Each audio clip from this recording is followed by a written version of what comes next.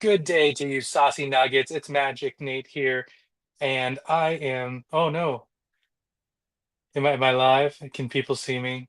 Is it possible? Yes. Just want to say hi to all you saucy nuggets tuning in for today's episode of Unhinged with Terry Kavanagh. I'm Magic Nate. I'll be your co-host today from 24/7 Comics. Yes, 24/7 Comics. Uh, your home for what's new in culture for comic books. And today I have with me the one, the only Terry Kavanagh. Terry, how's it going? It's going really well, Nate. Thanks very much. How's it going with you? Oh, not bad. It's been a day. I actually picked up a couple of sets of our latest of our game for Heroes Be Damned, which we Oh, can tease great. a little bit later. Looks Great. really good. Excellent. Looking forward to it. For those tuning in, if you haven't seen Unhinged before, Terry brings in his accomplices, his confidants, his friends from the comic book industry, and we talk more about the unhinged things that go behind the scenes and not so much about just comic books themselves all the time. Terry, would you tell us a little bit about today's guest? Yes, today we're bringing on someone responsible for some of my favorite stories of my childhood and my proudest moments in editorial working with him. It's Don McGregor, the legend himself. All right, let's bring Don up. A legend looking for a gig. Yeah. Okay. Well, not actually, not these days, but in the old days, it was, you're a legend, Don. Yeah, I'm legend looking for a gig. Give me a job. Yeah. Well, maybe I didn't say that, but it was like if I thought it. Great to see Well, you, Don. It's been way too long. Yeah, say for me, Terry. You're one of my favorite people. Well, same here. And I'm looking forward to seeing you and Marcia in North Carolina in Charlotte this weekend. We will be there as long as I make the plane tomorrow. Yeah. We're still Fan- not packed or anything because I have to do this podcast. I have to do this podcast with you, Terry. You're more important than that. Think of that. We're here doing this. And I I have no idea what we're going to talk about. I oh, we're sure gonna hope you talk do. we have a couple of unhinged stories that we share, and I'm quite sure you have plenty of It's unhinged true. stories on your own about the industry. But I'm really pleased that you were able and Probably willing. one or two. Yes, I'm really pleased you were able and willing to join us because you're one of the few people I could be pretty sure isn't going to say anything bad about me.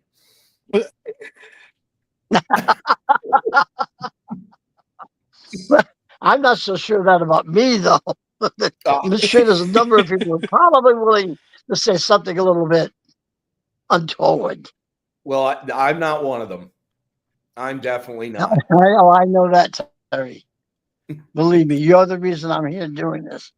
You know, Well, I still really, all of the, from the first time we met, because originally it was Mike Higgins that brought me into coming back to the Panther. And I wasn't going to do it. I really, people forget that I got fired from the first set of books, despite the fact that those books then became, the cornerstone for much of the first Black Panther movie. Um, that didn't matter back then. The bullpen was not especially enamored of those stories, those books. Um, and it was a continuous fight. And then, of course, it ended up with them. I think my very last words to me at that time were, "You're too close to the Black experience, Don, and therefore we have to fire you from the book." And yeah, I that's held up my right hand, just as I held them up and said, "Wait a second, now, what are you telling me now? Wait, is there something I'm missing here?" well, Don. Apparently, there was, Terry. Isn't it true that at one point they asked you to bring more white people into the stories? Yes, that was throughout the entire first series. Um, I was hired on staff at Marvel in 1973, I think it was. And in those days, if you were working on staff and you were a writer, there's a lot of unwritten rules in this business, as I'm sure you know, Terry.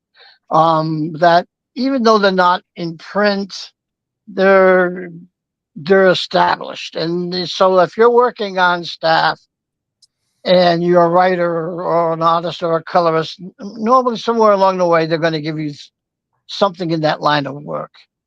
And that was really the case with the Black Panther and with Killraven. Um, this is something I didn't talk about, these unhinged stories behind editorial. Coming into Marvel Comics, I wanted to believe it was all the bullpen bulletin pages. Yeah. That is Yeah. what I read in those books, and that kind of camaraderie and spirit where every artist and writers were encouraging each other on to do the best they could do, and because we loved comics and we all wanted to be there. And imagine my naivete and surprise when it wasn't all that, when there was a lot of backstabbing going on, and everybody either was trying to become editor in chief, or writers were trying to jump off a book because they wanted some other writer stuck with it if the sales were lowering, and so that their name wouldn't be attached to those low sales. All of that kind of stuff really, it probably shouldn't have, but man, it really dismayed me. At any rate, they did have to give you something to do, and eventually they assigned me Jungle Action and Amazing Adventures. But Steve Gerber told me in later years, like after I was gone from that first time I was gone from the books, this would have been about 1976. He said, "Well, they had a meeting done, and the line was expanding, and they needed to give titles out, and I had been proofreading their reprint line of comics. So that included Jungle Action. Mhm. And and more than once I went to them and said, I can't believe you people are in 1973 printing all this 1950s racist material, because some of it is really, really bad. It was white And man's burden stories. They were white man's right, burdens. my the one that sticks out in my mind the most, can I tell you the ones? It Yeah, wasn't a please. Jungle Action. It was another reprint book, but it was a western story, and it was like about a wagon train, and there was a young man on it who was shy and kind of cowardly and not mannish enough, and so he had to earn his stripes, and he ends up shooting Indians, and then therefore he becomes a man, and in the Yeah. last panel he ends up being Abraham Lincoln. Oh my God. Wow. Wow. That's the one that sticks out in my mind the most. Like, really, guys, seriously. So anyhow, when they were going to assign things to do, I had also said, "Look, can't you guys at least do a black character that's a hero, in the jungle? Can't you at least, if you want to do that genre, can't you?" And for the longest time, apparently they couldn't. But and of course, Stan and Jack had created the Black Panther Inshallah. And so when the line was expanding, Jungle Action it was going to become a book that had 2/3 new stories and still a reprint Right. in the back, so they wouldn't have to invest too much money in it. And Steve told me, he said, Don, the editor said, well, we'll give it to Don because it's just going to fail, and we'll tell him we gave him a chance to write. And Wow. it just didn't pass. And the same thing with, I got Killraven, because Killraven was a science fiction strip, and science fiction strips weren't known to sell.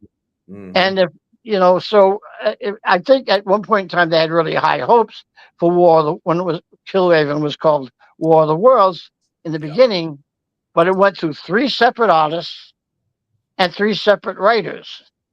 Hmm. This, of course, was basically a death knell for this book. Yeah, of It- course. you know, so again, they would just give me a book they thought was going to die, and thank God for the fans. That they embraced and took those stories to heart, and they cared about them. And here it is, 50 years later, and people still write to me every day every day, Terry, about what those stories meant to them in their lives. And I'm often still surprised by it. I don't actually really understand why I'm surprised by it because while I don't remember my stories that way, I remember the writers that did affect me. I know exactly where I was when I first read Evan Hunter. I know exactly where I was when I first read Ian Fleming. I can remember particular books where it either where they moved me to tears or they made me laugh out loud. So that stuff I really, really remember. I have never forgotten the stuff that influenced me, Yeah, but Don, as a writer. you have to give yourself credit there. Yes, you're thanking the fans, and we all owe a lot to the fans, but you were writing stuff, you were putting your heart and soul on every page. And I experienced that when we worked together doing the Black Panther later on. I know how much you suffered through every word you wrote. There were no words you just sort of threw out there, and it was No, different than anything I was a fan at the time in your original Jungle Action, Black Panther, and Kill Raven. It was different than anything else that was out there. It really was. And it was so evocative. That's really what it was. You created the worlds that eventually became, at least in the case of Black Panther, Wakanda. You brought to life, and that made a world of difference. And we hadn't read anything like that in comics. Comics were, look, I loved all comics at the time, and I loved Marvel and DC, but there me was too. just nothing that tried as hard as you to connect with the readers. Well, I really, as a storyteller, I was always out there to try to do the best story that I could give to the readers. And also to never betray my love for comics. Because a lot of times, and I know, Terry, I'm sure you've encountered these people who, if they were giving it to the company and it wasn't something they owned, they often saw comics as kind of a second-rate medium. Even if they loved the comics themselves, it was like they still felt they weren't working in. It Yeah. wasn't books. It wasn't movies. It wasn't. To me, comics are is every bit as important a storytelling medium as any other. So yeah, while I love film, and I eventually got to write and direct a 2 hour 10 minute feature film on Detectives Incorporated. And to be honest with you, how many comic book writers got to do that?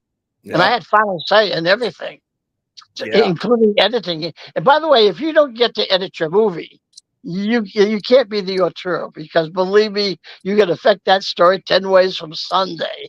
Yeah. It's only if you've got final cut that you can really say that's my movie. That makes sense. But wait, Don, let's just go back to when Yeah, go they ahead. because I am aware of this story, but I want you to tell it. When they asked you to start including more white people in there, I know you said they were doing that all along, but what was your solution? Okay, so when they gave me the assignment, all I was told was you're going to write the Black Panther and Jungle Action, and it's going to be set in Wakanda. So to me, that meant it all took place within this mythical African nation that is totally isolated because Chala is so smart and his people are so smart, no one could find it. It doesn't matter what kind super uh, cameras they've got or whatever. There's no way to penetrate his security. And so therefore I thought, okay, then that means all the characters have to be Wakandan. Now in those days you could actually read all of the comics with a character. Although I had just moved from the state of Rhode Island, I didn't have my comics. Jim Solicott loaned me all of his comics because Jim was like 15 years old working at Marvel in those days, and nobody loved comics more than Jim. And he said, "Okay, I'll loan you all my comics so you can read the Black Panther." And in doing so, I thought, okay, that means if everybody's Wakandan, that means all the characters have to be black because where are these white people supposed to Mhm. come from? The few stories that have been done set in Wakanda, had white people somehow stumbling onto this super secret society, and how long was that going to last? Yeah. So when you get an assignment, for me, it's like as I'm reading those comics, I took 4 months before I wrote the first issue. Wow. And so, but it meant that I could explore everything. And there's so many things that you really have to take into account. So the first thing was it's a bi-monthly book, but I only had 13 pages because 5 of it still had to be reprint with Yep. stuff I might really, really hate. So I'm thinking I got 13 pages every 2 months. That's if I create characters and bring them into this book, well, if I leave them out for one issue, Yeah. that means there's 4 months between the times the readers see that character. Yeah. If I leave them out for 2 issues, that's half a year. And that's a long time to ask the readers to care about what happens with these characters. I also, another one of the unwritten rules was like, well, if you create the characters, normally you don't have to consult with anybody about what you do with your characters. Now, if I wanted to take and establish like Captain America and bring him into Wakanda, well, then I'd have to get an okay from everybody and whoever's writing Captain America. Yep. And besides, even as much as they wanted to bring white people into it, and while they wanted to bring the Avengers into it, as I went along, and now we're being exposed to the fans at comic conventions and hearing stories of what these stories meant to people. I thought, no, the white guys can't come in and solve the thing for the black guy. Hmm. Charla has to be able to handle it himself. And so then I became more and more resistant. The more they asked for white people into the strip, it was like, no, because so many people really loved Wakabi and Taco and Killmonger and all of these characters. And that, but in the beginning, they also told me you can't do continuous stories. I never told them I was doing Panther's Rage. Even though it was conceived as a novel almost right from the beginning, because again, I realized, oh, we only have 13 pages every 2 months. And if I have to create a new villain separately for Yeah. every single story, I would think the Wakandas would think after about, 4 or 5 issues, like, Charlotte, go back to New York City. They say, we were doing fine here till you came back. You're So then it attracting all bad had to be guys. connected. Yeah, it Yeah. all had to be connected. But them telling me that I couldn't do continuous stories, I I mean I think it just made the book story because each chapter had a separate theme, a Hmm. smaller theme than maybe the major theme that was running through the books. Um, and for me, when you're doing a series that's going to last 2.5 years, um, it had better you you need it's like being in a horse race, and you need to keep seeing that end goal that you started 2.5 months or years before. Um, why did I start doing this? What craziness did I have in mind that I thought I could do? Um, and that can get challenging because editorial didn't like those books. So while they weren't fond of the writing, you gotta keep blinders on and keep all that out and just keep Yeah. focused on where you were going. And it's the same thing even with the positive stuff. It's like I can remember like getting halfway into the series and going up, and so much mail was coming in. So many people were talking to me about how much they love these stories, and then they would be starting like issue chapter 8 of Panther's Rage, and I go, I wonder if this is the time that I blow it, and they just go, "Oh my God, you had it up to here, you were doing fine, you were Wow. doing fine," and then you went right off the cliff, the edge of the cliff. Wow. And so by the time we were coming toward the end of the books, they were continually asking for white people. And again, like I said earlier, I just felt, well, that would just betray everything. And I really wanted to make Wakanda a special place. Why did it take me 4 months? I started designing maps.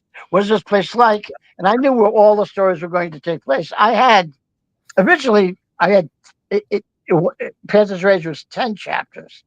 It did go to 13, and it's kind of based, like in the format on the Republic serials. Like so many, Yeah. if Indiana Jones and Star Wars are based on the serials, Panther's Rage is based on the serials. But by the way, how did I get away with that? Well, I started the title Panther's Rage. I learned another unwritten rule: don't tell nobody nothing, because if you get told, if you tell somebody and they tell you no, you can't do that, and then you do it or you try to do it, well, that's open rebellion. Yeah. But if they don't know what's going on, and I don't think they discovered until Billy Graham was drawing Panther's Rage that I started Panther's Rage, and because I was working in the office just as the book was going out the door to be printed, I would put on the front page, Panther's Rage continues. And that's the Oh, reason. That's the reason you nice. got to see Panther's Rage. But it Nice. wasn't me trying to be the first, do the first graphic novel at Marvel. That was not even in my head. It was like, if I got this connective, then the story hopefully will work and what we're going after. But if you think the thing with the white people at that point was something, when the ending came and Lil Contu knocks Killmonger off the edge of Warrior Falls, editorial went, I'm not sure what kind of language I can use here, so you haven't told me what the rules Go are. wild. But Bring it on. they went fucking crazy. They just went nuts. If they were appalled before, you did you 2.5 years and you did what? And the readers loved it.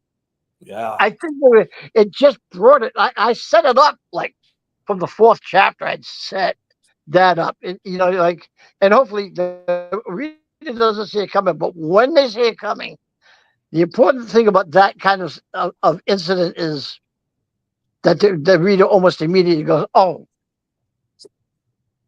I get it," and it's why it connects with so many readers emotionally.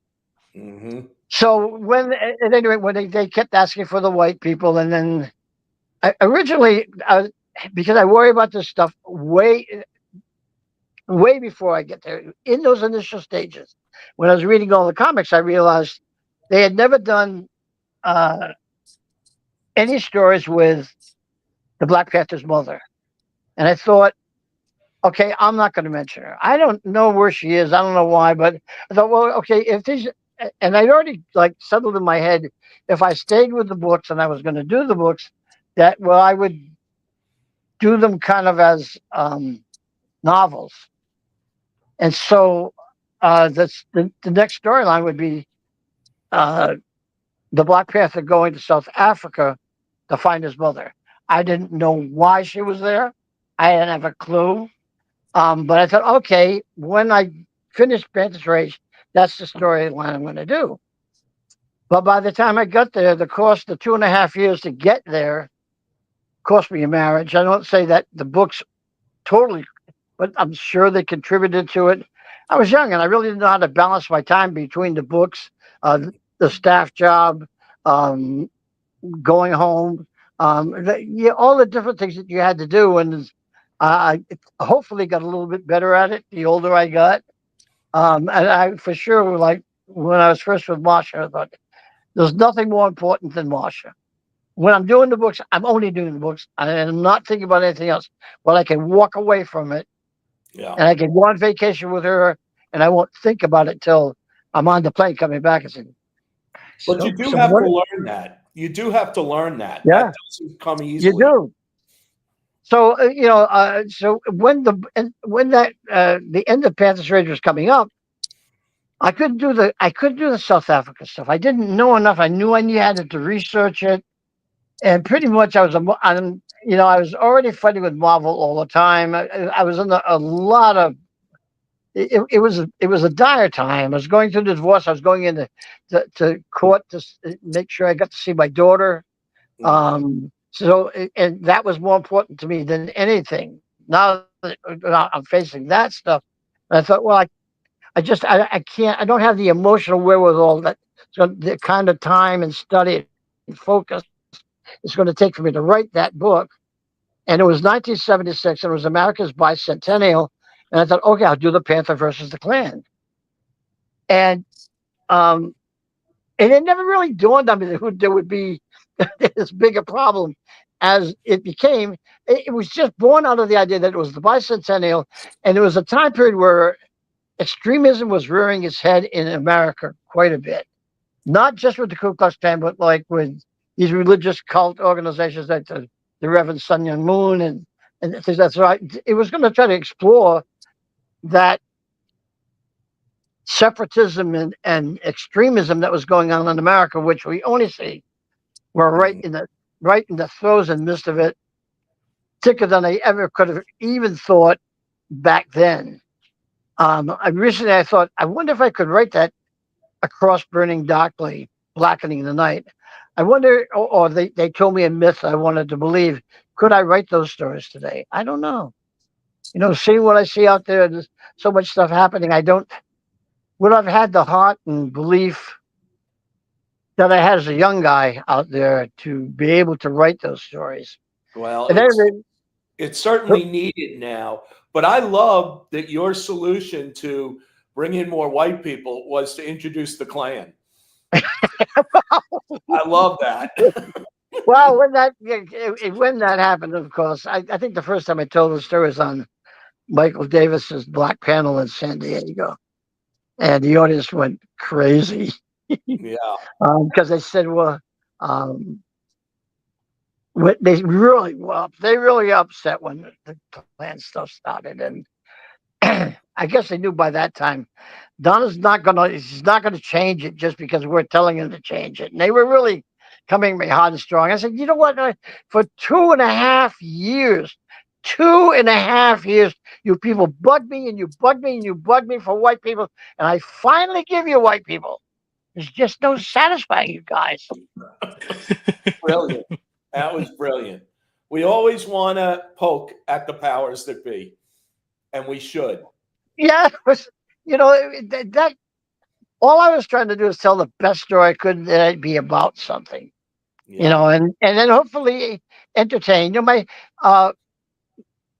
like you said, I loved comics. I remember sitting out in my teens, not far from where I'm talking to you right now, lying out in the field with my stack of comics for the week, and my quart bottle of soda and drinking soda and reading comics, and then going to the next one and going to the next one.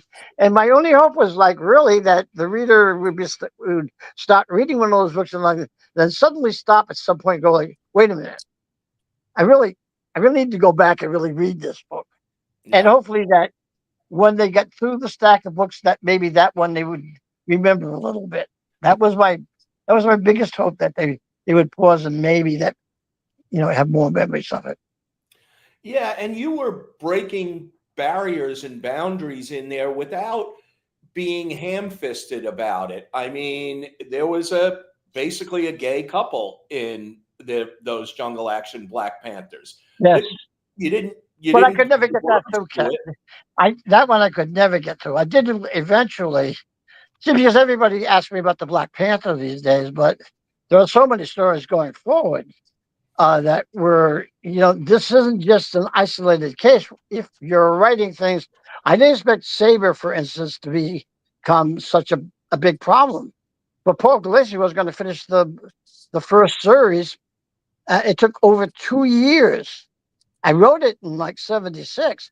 Didn't see print till almost the end of 78. And I Wow. had to survive all that time. But part of it was because he did not want Melissa Siren pregnant because she was white and Saber was black.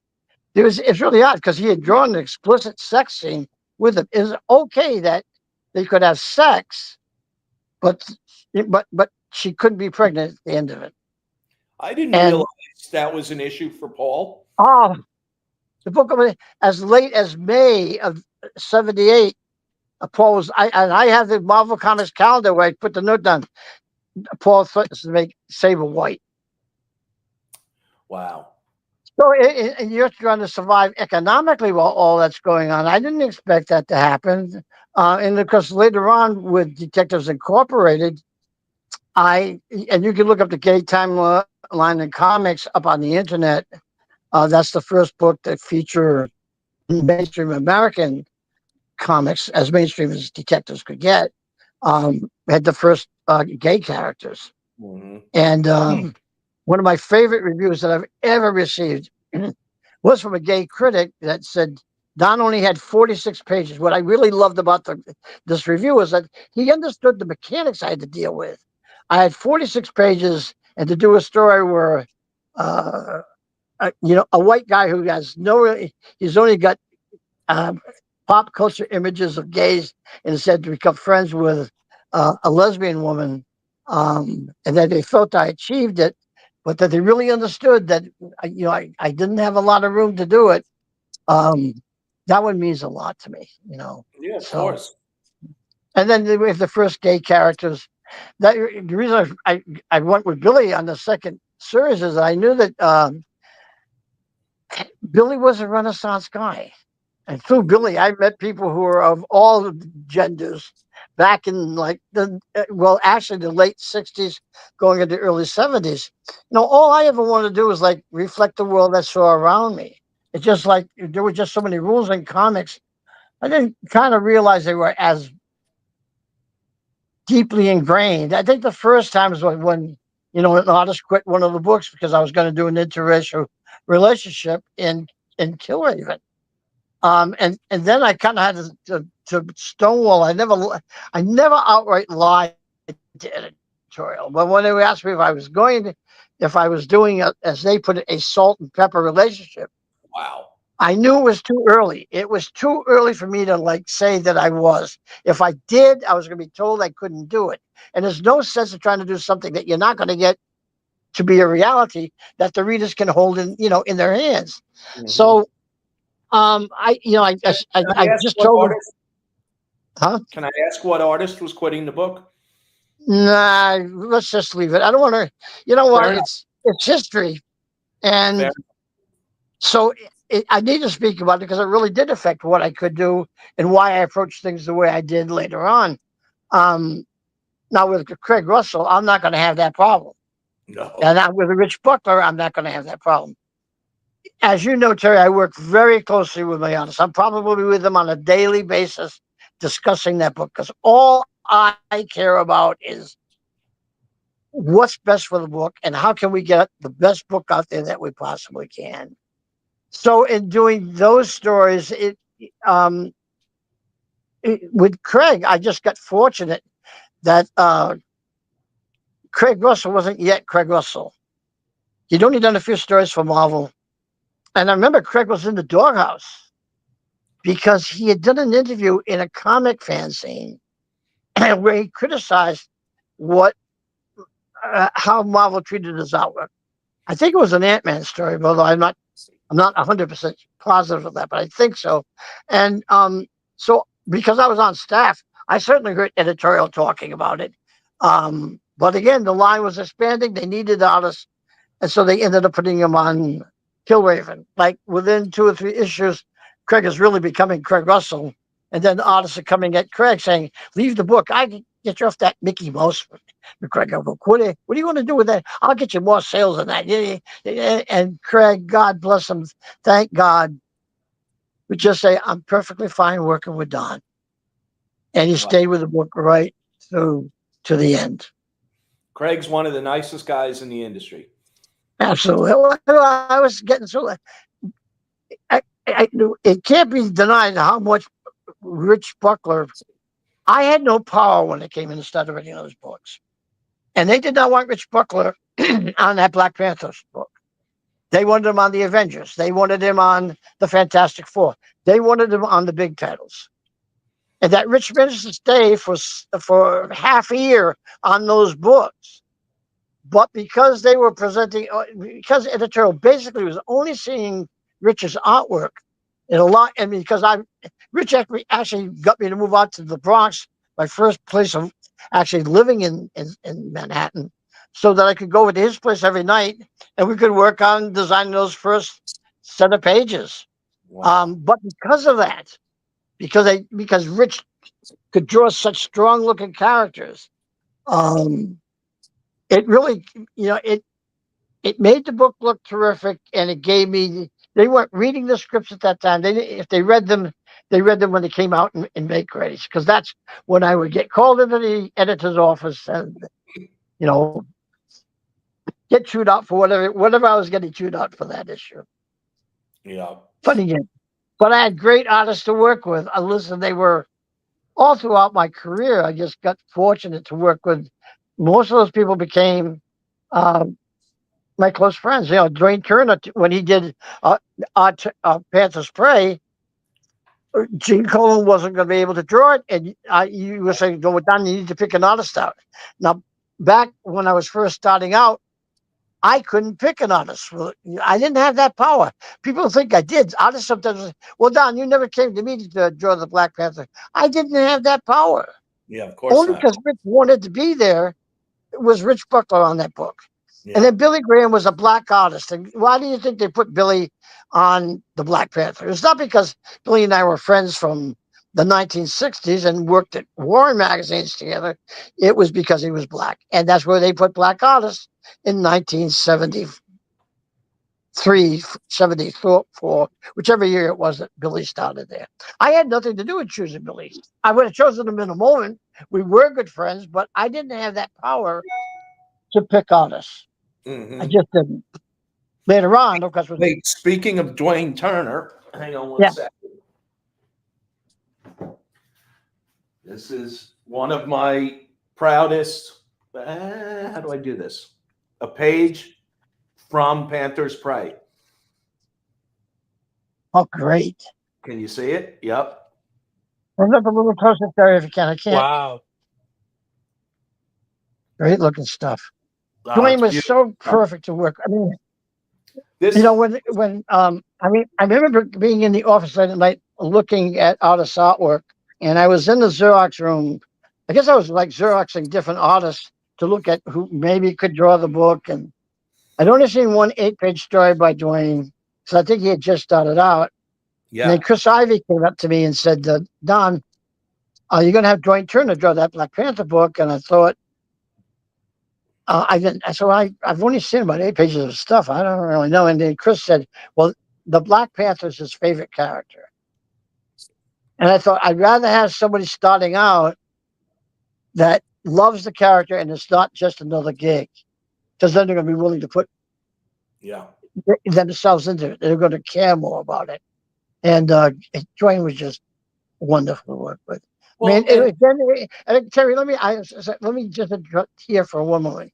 The same thing with meeting you. Like when Michael Higgins, it took him 2 months to get me to come back to do the Panther. And I first said I would come back to do Killraven, because I really didn't want to. I just thought no matter what they tell me, it's just going to be one big fight. And literally, I didn't want to put 40% of my energy into fighting with editorial yeah, and not into creating the books. And I kept telling him, Michael kept taking me out to dinner, trying to get me drunk. Exactly what I know. I know what he was doing.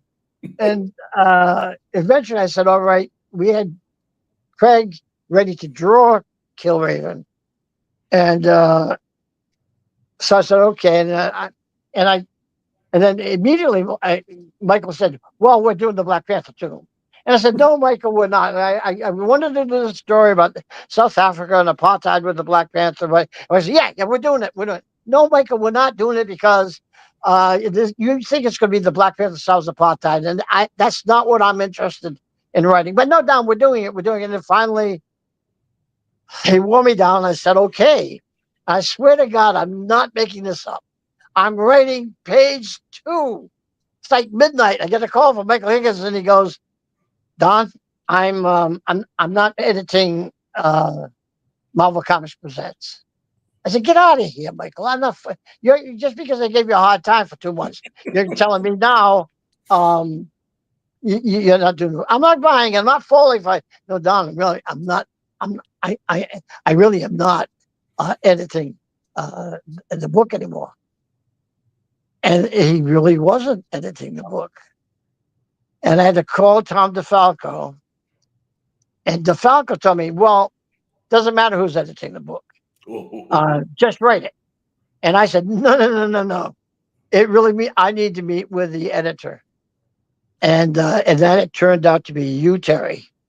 And then when that happened, we went out to lunch together. And by the way, for all of you out there, Terry Kavanagh has the best taste in restaurants. So when we would go out and have lunch together, and that's where all the important decisions got made, is Absolutely. when we were having lunch. It was because uh, we had time. There were no interruptions. And I know one of the places we went to, the Sumptuary. I don't know if the Sumptuary is still there. Yeah, Italian God, restaurant, was that so good.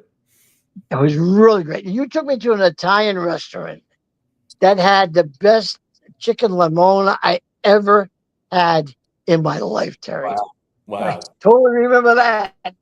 And so anyhow, after that first dinner, I don't even remember what we talked about, Terry, what we did, but I knew right. I said, I can work with Terry.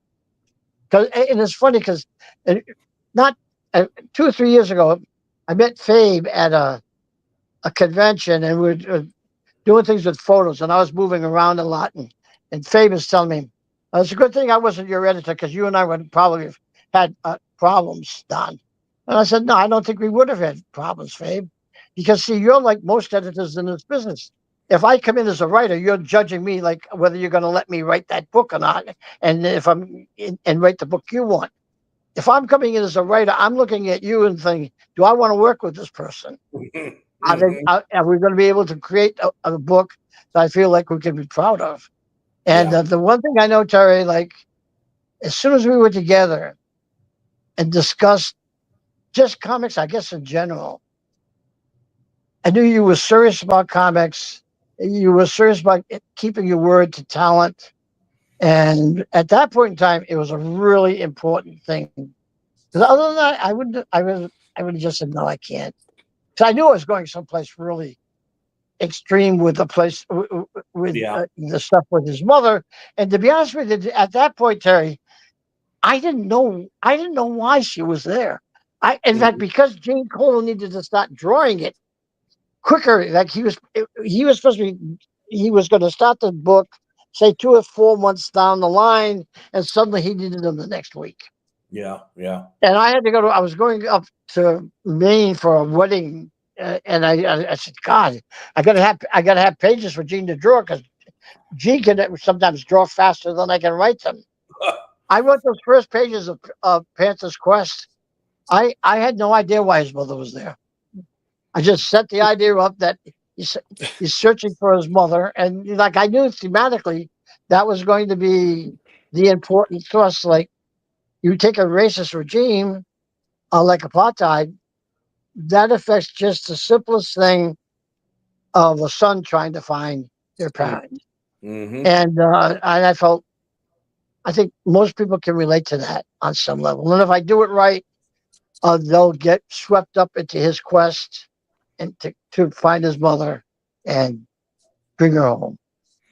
Well, I have to say, Don, when you and I first got together at that lunch or dinner, whatever it was, I think Michael might have been there in an attempt to make you feel more comfortable with me. And Michael and I went to high school together. So we grew up together reading your Black Panther stories and loving them and talking about them all the time. So I was excited about this story that I was going to be doing with you as Michael was. I was all on board, and I wasn't scared of any kind of editorial resistance from No, above. because I didn't know how much. I know you covered for me in a lot of situations there, because obviously when things that they didn't normally do. One of the first things, of course, was all the stories either were 8 books long, maybe 10 if it was Wolverine. And by the time I was on book 12, which it was nowhere, I remember you saying to Don, we have editorial meetings every week, and they want to know how many chapters, and for Panther's Quest. And I had no idea. I mean, I said to you, Terry, I'm still going up to um, the museum up in Holland. I was going there. Yeah. I was going there almost every 2 or 3 days out every week, and then writing, because what I would learn while I was up there then would become part of the story, and I could Right. make it as accurate as I possibly could. And I had somewhere I was going with that. Well, Uh, I eventually just started telling him at the editorial meetings, oh, it's going to be 16 chapters long, and then well, when originally I told you 25. Tell him 25, Terry. yeah, I know, and then eventually we got to like 15, and I'm like, no, it's going so well, we're going to 18. We're going, Right. I was just making up numbers at that point, and I knew they weren't Well, going that to was great. stop. That was great. And then I guess I didn't know with Panther's Prey, because the Panther's mother had been raped by this white Afrikaner guy, and which, goddamn, I set this guy up as the villain early on. Within the fourth chapter or something, and introduced that character, and then they went on vacation to Hawaii, and they came back.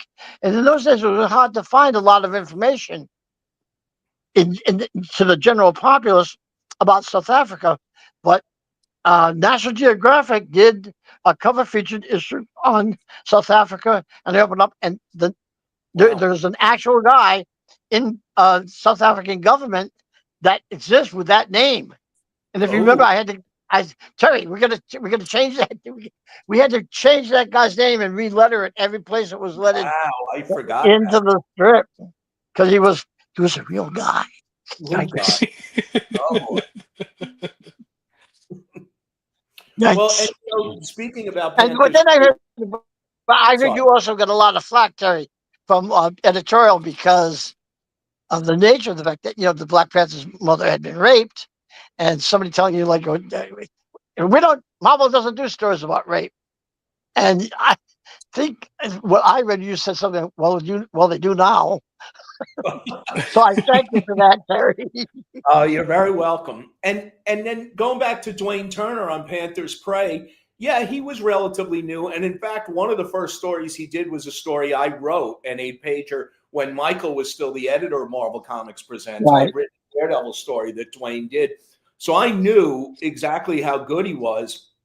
But what I was confident about was teaming him up with you, because I knew he could draw, but I wasn't sure of his storytelling abilities. But you wrote such detailed plots that you were going to be able to direct him on the moments to pull in, the moments to pull back, the introductory shots, the establishing shots. I knew that was going to be a perfect combination. That was one of the advantages I had with Presents, in that I could take experienced writers like yourself and put Right. them with new artists, or vice versa. And it worked out Wait, really well. we became fast friends. Yeah. I mean, I think during the working of that book, we were together all the time. And at that point in time, he lived in Brooklyn, so I would go over to, meet his family, be with his family, and we'd be working on the book. And his dad is really strong. And I remember saying to Dwayne, I said, if I ever say anything out of line to Dad, tell him I was just out of my mind at that moment. Apologize for me. Wayne's a wonderful guy. He really is. And by the way, before Once I go out to the West Coast, we still see each other, as long as as long as sometimes he's not working up in Canada. yeah, But when he's there, I'm still friends with Mike Mayhew. I met Mike in the city just a couple of years ago, and he was very kind. He met me at the bus station and everything to make sure I got taken around. And nice. 'cause I'm getting older, Terry, and I don't move as well as I used to. I Join the just club. turned 80 2 days ago. I 80, know. Terry. Happy Good birthday. God. 80. Yikes. Before I forget, Don, Mike Rockwitz wanted me to say hi to you. I'll say hi back to Mike. I Oh, remember we well, used to make Mike blush all the time. yeah, it wasn't And it was hard. very easy in those days. I think Mike's personality has changed over the years, but back then when he was very young, and Yeah. and I think sometimes perhaps we were a little merciless. I'm not sure. Yeah, probably. Yeah, it's comic book biz. What are you gonna do? Probably. Don, I hate to do this, but I know Nate has a hard stop in like 4 minutes, right, Nate? Yeah, I Okay, then do. I need to really quickly the Ultimate Ragamuffins book with 20 pages of unseen Gene Colan pencils ever done. It's going to come out next year. It's being worked on right now. All of the pencil artwork has been scanned. The lost artwork, it took years to find. Wow. That's coming out. It looks like Detectives Incorporated is going to be coming out in one of those large art-sized editions. So reprinting Marshall Rogers' artwork so that everybody can see it, and then as Gene Collins as well. And some of the things the contracts haven't totally been signed yet, but it looks like we'll be doing something with Saber along. I think the Billy Graham Saber stuff is finally going to get done, and people are going to. Hopefully, we're going to be able to restore a lot of that artwork Excellent. because there were problems with some of the printing originally. So those are all projects that are in the works right now. I don't know how many I'm going in for to have a. You see, I keep forgetting what it is. One of those things they pacemaker. See, Oh, I'm in complete denial about this because I keep forgetting what it is, and wow. that's in July. Uh, so I'm not. This is like approaching my birthday. I was like, oh, I really don't want to have to. I wish I didn't know this is facing me, but I know you only got a few minutes, so I just needed to You'll get. you'll do great, Don. Nothing's going to stop you. Dauntless Don McGregor. Yeah, that's what they say. I've been daunted many times. But You're- that's great to hear all those projects are coming out next year, you said, right. for folks to Well, look I forward know to. that Ragamuffins for sure is coming out next year, and I wouldn't know any reason why. If everything goes well with Detectives Incorporated, I'm doing some stuff over in England right now, and like if that if they end up doing everything they say they want to do, this all comes off. By the way, getting I did the San Diego Comic Con last year, and suddenly there were all these projects suddenly becoming alive. But and I don't think it had to do with getting the Hall of Fame award. And by the way, just quickly on getting the Hall of Fame award, I never did these things for awards. Never thought about them. I don't even really know sometimes what the awards are for. I'm grateful for them and everything, but the Hall of Fame award was like, since Marvel editorial did not like those books when I did them, and I think some of those people who are still alive today, some of them aren't, but some of them are. I'm sure if you told them one day Don's going to get in the Hall of Fame, you know, and they were going, "You're crazy. Those stories suck. We hate those books." I feel it's a sense of vindication. Good. I was just a kid, and I could have told you were going to get in the Hall of Fame. Thank you, Terry. I love you. Love you too, Don. Uh, Nate. with that, I do have to do a quick plug. So, in addition to your Ragamuffins and Detectives Inc. coming out next year, currently we do have uh, Heroes Be Damned. So, in light of you getting to work with Terry as an editor, he's partnered up with Vince Nico and Nick Lukic, and they created this incredible thing.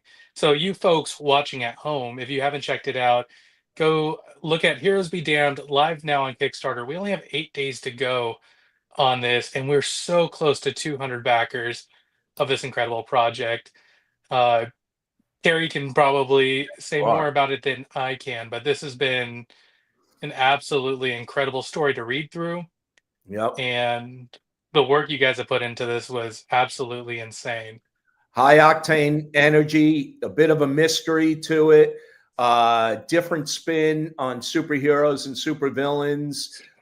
There are archetypes you'll recognize left and right, but they're all done with new twists. It's something I'm really proud to have worked on. And it's been awesome getting to see the behind the scenes on this. Just like a taste of, I'm sure, the interactions you and Don and everybody else who we've had on have had. Uh, we are going to bring this in for a landing. Don, is there anything that our folks can keep an eye out for you, other than Ragamuffins coming out next year, or Detectives Inc. Saber, maybe. Saber. Saber is being worked on right now. Yeah, I'm getting ready to send books over to England. I just this morning, Brian Overton wrote me to if I would do a thing, an introduction for Panther's Prey, but they're going to do another Black Panther omnibus. And so those omnibuses like carry lots of stories, but